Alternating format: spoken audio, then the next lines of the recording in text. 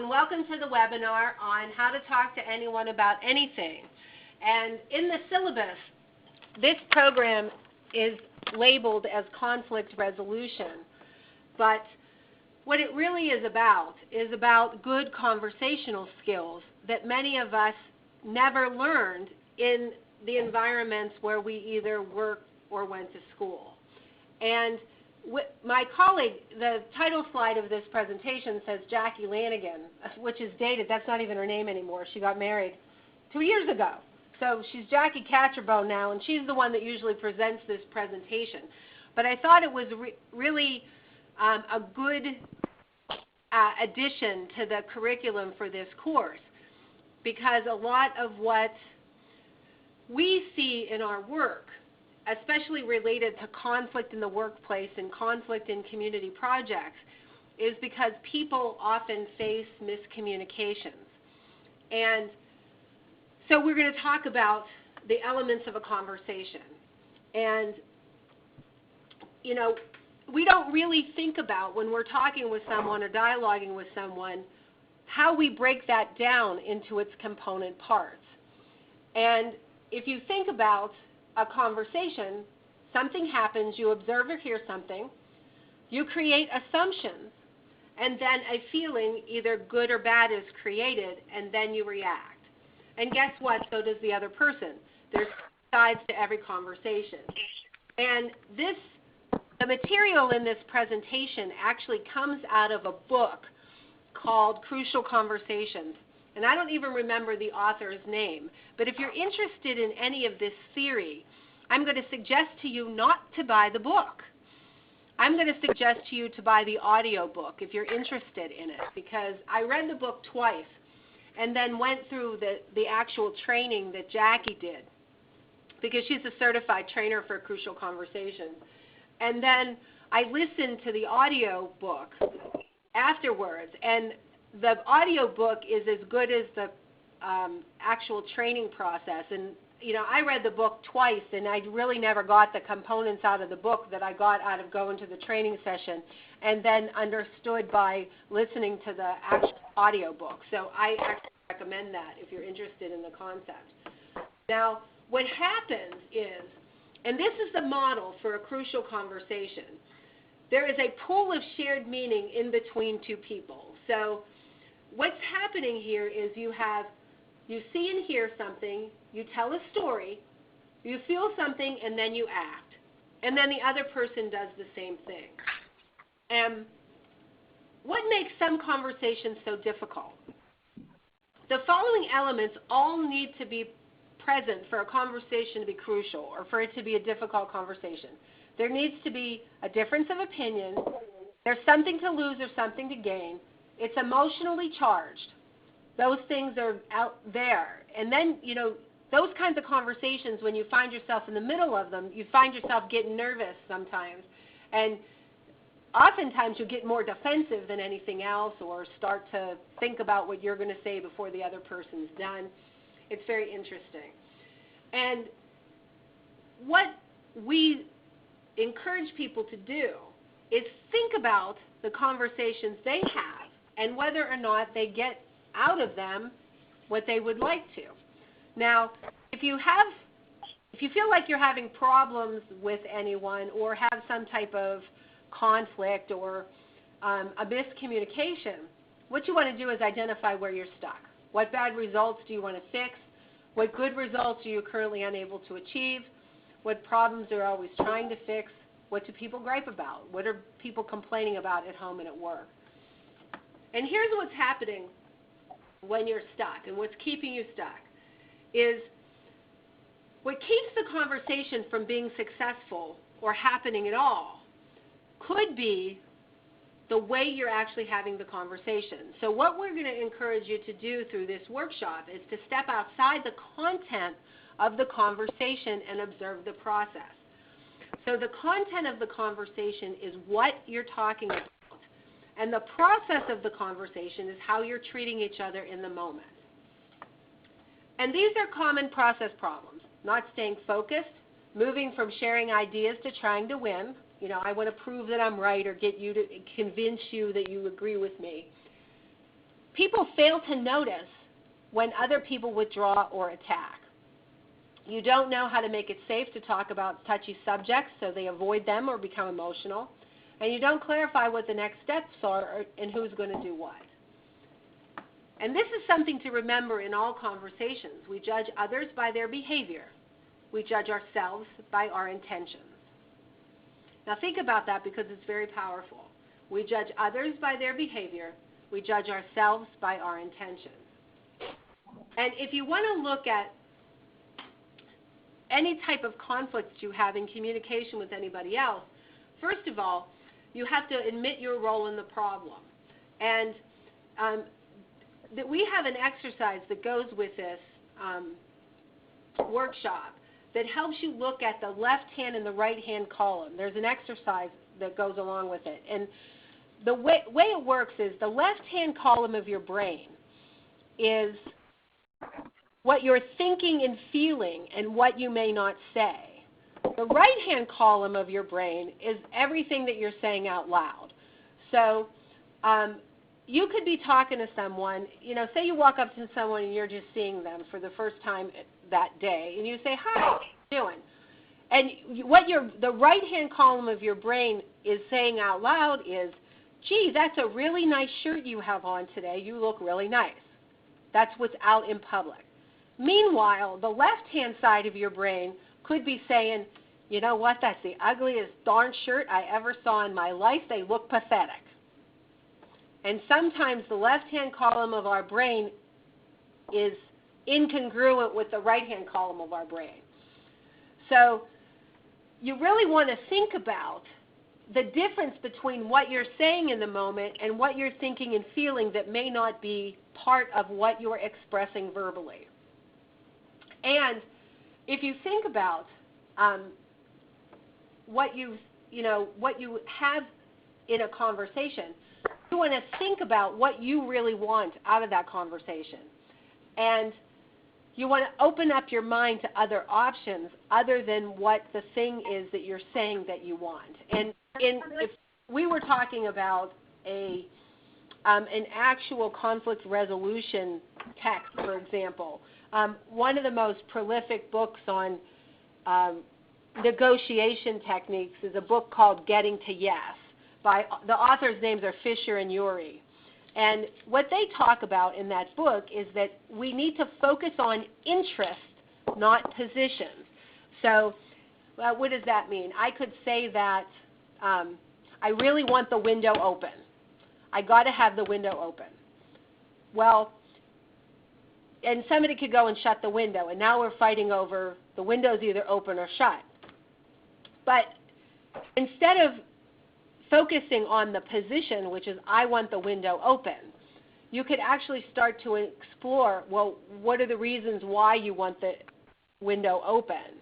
And you could think about, well, I want it for fresh air, or I'm hot and I need some cool air, or whatever it is that the interest is. You might actually come up with a better or different solution than the one you are thinking about if you explore the interest instead of focusing on the position. So good conversations focus on what you really want and what your interests are, not just the position that you're wed to at a particular time. Now, when conversations stop, it stops because someone is either getting silent or violent. Okay? And we don't think about this when we look at the process of our conversations.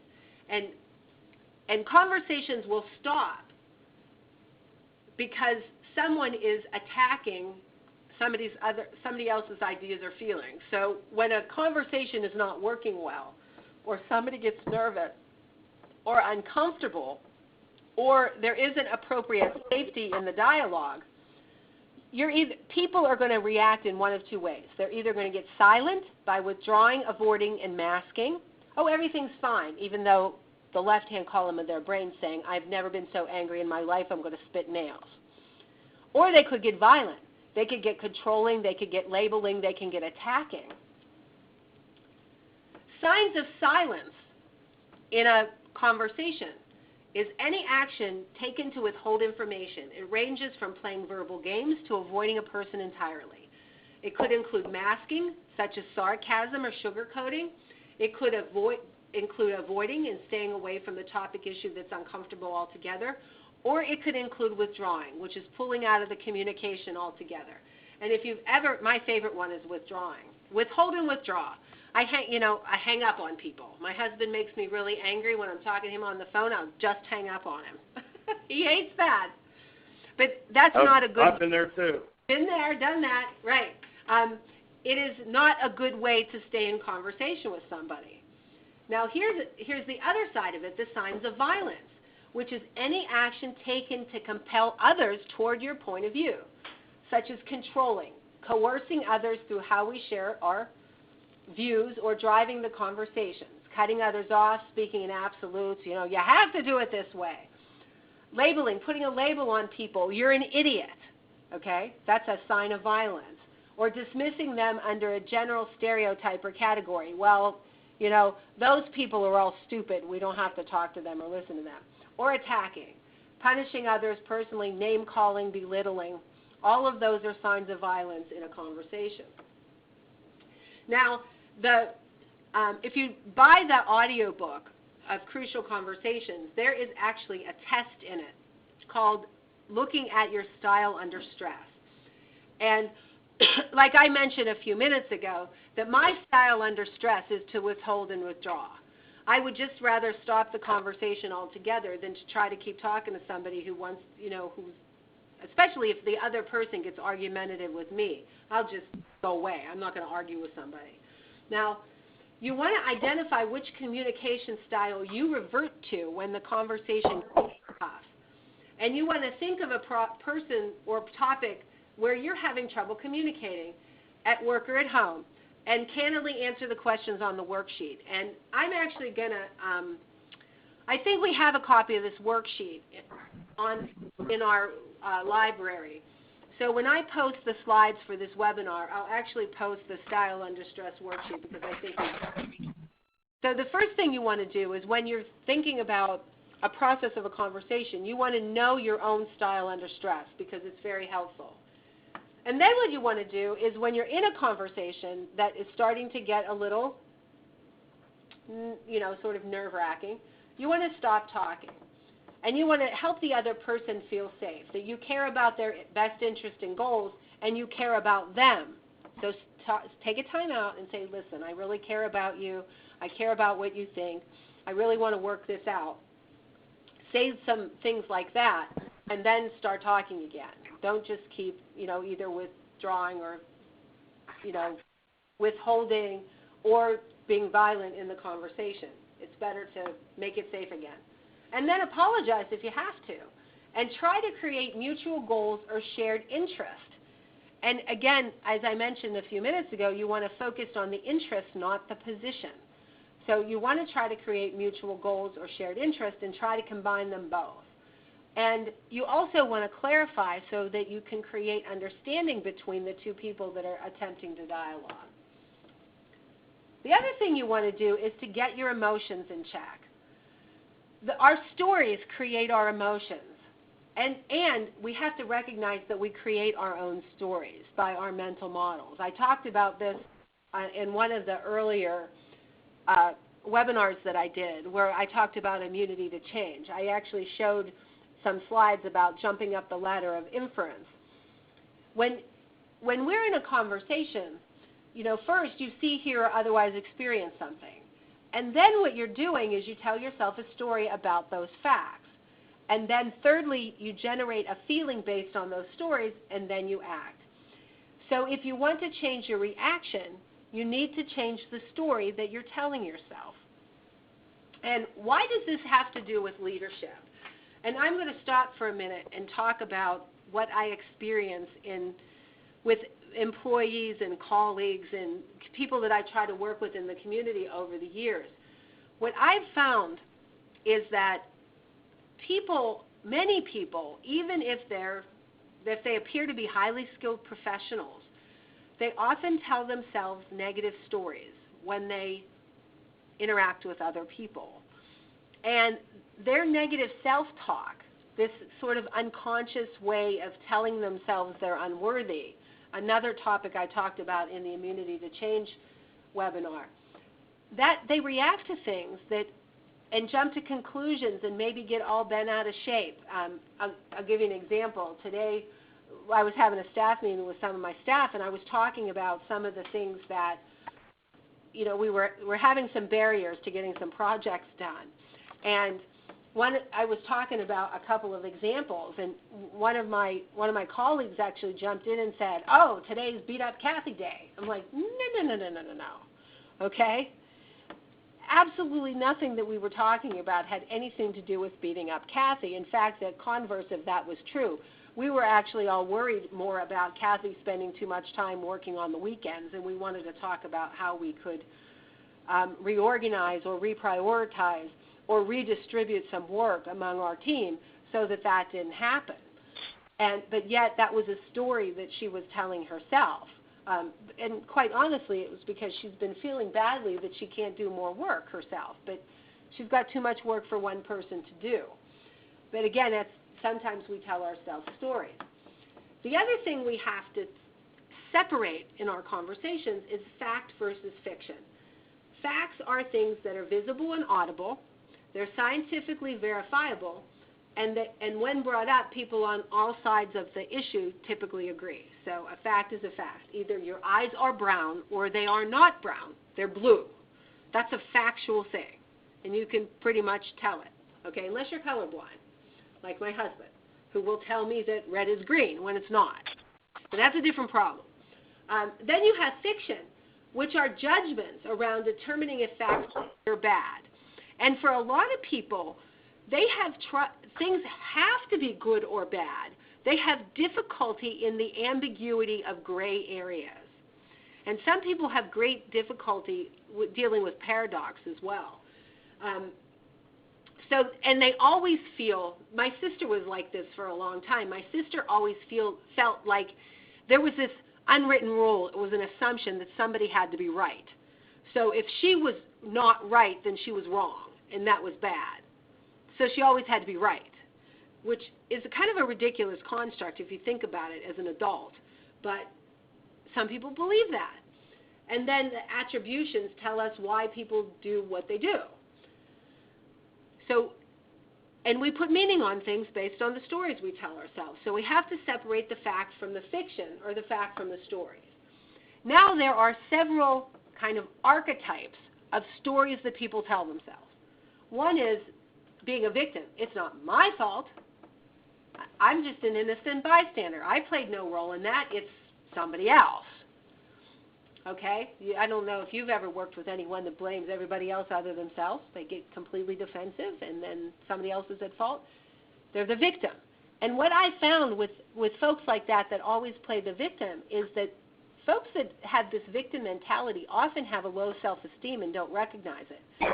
Telling themselves, they have negative self-talk, and they're telling themselves negative stories. So they're always the victim. And then there's the villain. It's all your fault. Other people are bad or wrong. They enjoy making me suffer. And then there's the people that's helpless. There's nothing else I can do. And they convince us that they have no options for taking healthy action, so they have to use silence or violence. Okay, I see this a lot in the workplace and in community projects because often people say, well, I can't do anything about that. But yet, if they communicated well and they advocated for an idea, they could, in fact, do something about many things, even if they don't have authority. But many people sit in kind of that helpless story mode. Or they go, oh, my bad. And here's what happens often. And the workshop thinking says, own your own hypocrisy. Because it's easy for all of us to see, I can point out everything that my colleagues do wrong, but it's really hard for me to see my own contribution to it. So you tell your story, you have to tell a new story that acknowledges your role in creating the problem or prolonging the problem. And you know you're part of the problem when you're stuck in anger, self-justification, and blame. You keep telling yourself the same story. You keep telling others the same story, and you keep resisting others' attempts to question your story. In that moment, you're probably being a hypocrite. So you have to change the story. You need to rethink the conclusions you drew and the judgments that you made. And your new story should be able to help you assess your role in the problem, humanize the other person, and then turn you from helpless into able. Because you are able to impact something if you own that space. So how do you do that? How do you turn yourself from victor into an actor? You ask yourself, what am I pretending not to notice about my role in the problem? What should I have done? What should I not have done? And then how do you turn others from villains and humans? You ask a humanizing question. Why would a reasonable, rational, decent person do this? Chances are they probably wouldn't. And chances are their experience of this is probably not what you're thinking. I could probably give you a dozen examples of, people feeling like these other people are villainizing them when if you talk to them, they had, that was certainly not their intent. And if they knew somebody else felt badly about what happened, they'd be mortified. But we have to remember, we judge others by their behavior. We judge ourselves by our intent. So how do you turn yourself from helpless into able? First of all, we acknowledge that we're capable of doing something about our situation. We commit to corrective action and ask ourselves, what should I do right now to move toward what I really want? And then we decide what results we truly want to achieve in the situation, and then behave in a way to yield those results. And don't be afraid. So here's how. You share your facts, you tell your story, and explain the conclusions and judgments drawn from the facts. And basically what it is it's starting to share your rationale for why you believe what you believe. Because when you start to do that, you can also challenge each other's assumptions while you're doing that, because oftentimes the assumptions that we hold about other people and about situations are actually false. And then in return, I will be willing to listen, not look to disprove or find fault in the logic, but find the truth in what they're saying, and then be patient. These are things that are really helpful. These are kind of ground rules that are helpful to good conversations. So I don't have the video clip, so I'm not going to show that. But there's a video clip that goes with this that helps you sort of diagnose, what worked well, what didn't work well. But when things don't work well, we make vague or weak commitments, and if we don't, or we didn't keep our commitments or had competing commitments, which is what I talked about before in immunity to change. So if you want to make it work, you can actually talk to another person about deciding how to decide, coming up with joint criteria, and then making a decision. Document who does what and by when for follow-up, and then hold one another accountable. There is actually 4 types of decision-making, and we don't think about this either. We have command, one person decides with no involvement. We have consult, everyone gives input, and then a subset of one or more actually makes the decision.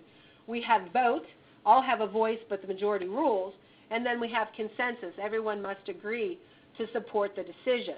And a lot of times conflict happens when the decision-making model is not clarified. Like, for example, I know a lot of leaders that are participative leaders where they consult people to get input, and then a smaller group makes a decision. That's how most leadership models work in organizations. And I often explain to people there's a difference between participation and democracy. That just because there's a participative process doesn't usurp the authority of the leaders. But there are very few things where the majority actually rules. But there are places that try to have consensus. But it really helps a group if you decide that, you talk about what kind of decision-making model do we actually have in our group. And then you make a plan for action. Each assignment should be given to a specific person. You spell out deliverables, you assign deadlines and follow-up. And you can even do that around things that you disagree. And if you follow these basic rules in a conversation and you look at the process, you look at the content, and you look at what's happening in the dialogue, and are you resorting to silence or violence when you should be creating a safe space for dialogue? These techniques can help you get past conflict that you have in a particular situation. Okay, there you go. That was 24 minutes. Questions? Comments? No real questions. I don't think at this point. Okay, I hope you thought that was somewhat informative. Yeah, it was. I like judge your intention and you judge others' behavior. Yeah. Yeah, if you take nothing else away from this 24 minutes, that line is a good one. Because we need to, before we judge people by their behavior, we should really ask them questions about their intentions. And that would solve a lot of conflict in that alone. It really would. Yeah, that's what, if you really knew what the reasons behind things were, it would actually, and the two people or two groups actually knew what the other one actually had intended to do. It does throw away a lot of the conflict just right there, just knowing what others want to do. Right. Yeah, makes a big difference. Then it takes it upon yourself to actually know what the intentions are and actually put aside your own feelings and everything else to work to the common goal.